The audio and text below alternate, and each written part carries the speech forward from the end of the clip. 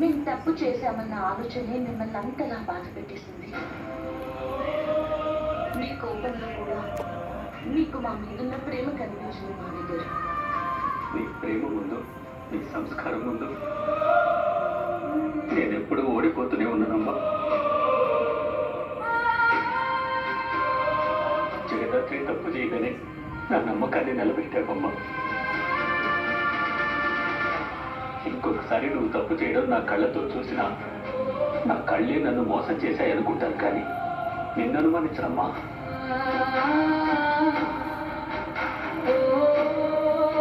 వీళ్ళు చెప్పిన అబద్ధం వల్ల నేను బాధపడి ఉండొచ్చు, కానీ నష్టపోయేది మాత్రం మీరేనమ్మా. వీళ్ళకి ఏ శిక్ష వేయాలో మీరే చెప్పండి.